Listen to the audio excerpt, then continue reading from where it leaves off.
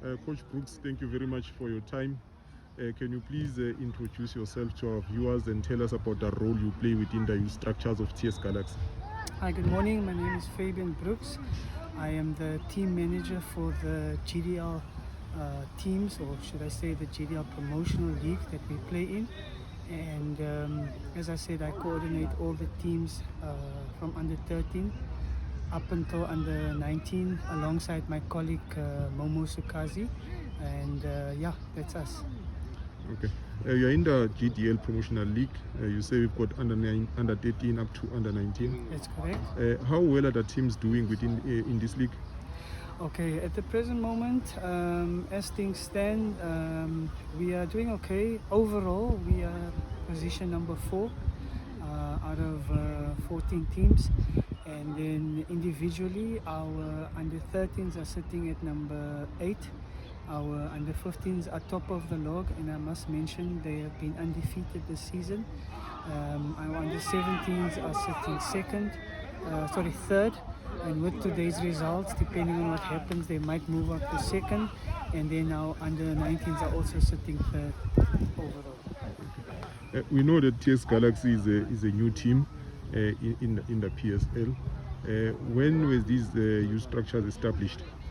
Okay, so pretty much in the beginning of this year, we formed a partnership with Warriors Football Club, and we essentially entered the GDL promotional league alongside with Warriors.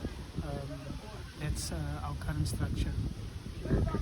Youth development is very critical, and at times there's many people who have said that in South Africa we do not take development serious. What is your view on the current status of football development in South Africa, and do you think we are heading in the right direction? Okay, so first off, let me start off just by saying, yeah, TS Galaxy, obviously youth development is essential for us. Key factor. In fact, you'll see it's quite evident. We've promoted 11 players this season to our DDC, Disky Challenge team, which is, I believe, testament of how serious we take our youth development. In addition to that, the Disky team also allows or gives a platform for those players to be promoted or to be looked at from a first team perspective. So just for us, it is critical, it's essential, it's important. Hence, we do not neglect or overlook the importance of our junior structures or our development structures being right from under 13 up to under 19. And then just from a South African perspective, look, I think there's a lot of good intent from everyone concerned, everyone involved. But in terms of getting it right, I think there's still a lot to be desired. There's still a lot of room for improvement. I speak of teams that are part of this GDPL or GDL promotion league that we are from, part of teams like Riza, who are doing exceptional work out in the Val, with their structures, their development structures. And it's evident if you look at some of the players that are currently being promoted to Glad Africa, ABC Mutsepe.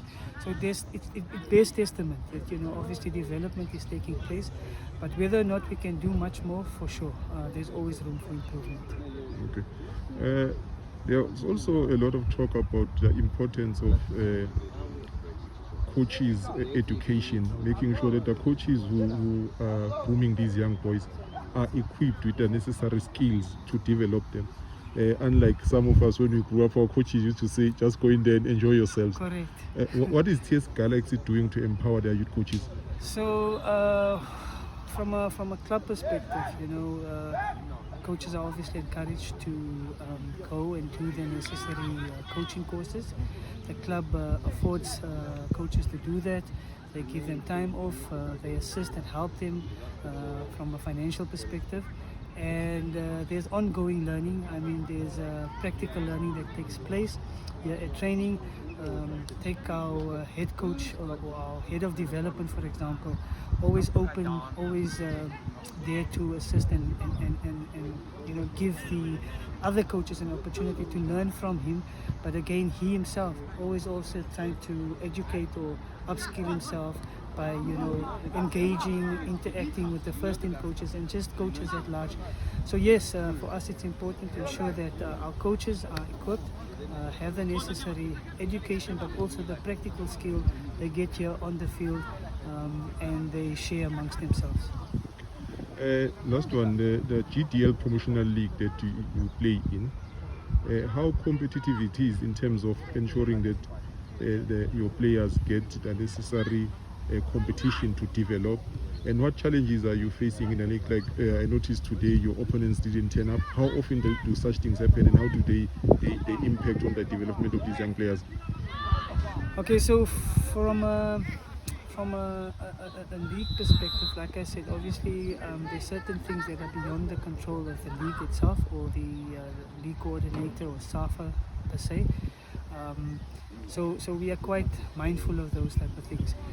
In terms of what happened today, fortunately for us, this has only been the second time in the entire season.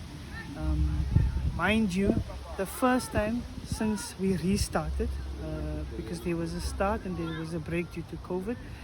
So this is the first time since we restarted, and then obviously it happened just when the league started out early in the year. So overall twice. In terms of the strength of the league or how competitive it is, I suppose just me being involved with the GDL over the last 6 years. I've been involved with the previous club since 2015. But looking at the promotional league or the B stream as we know it, it's really grown and there's really been some good competition this season. Again, I want to reference teams like Riza. There is Prestige Football Club. There is FC Real. There is ourselves, obviously. So it actually has helped.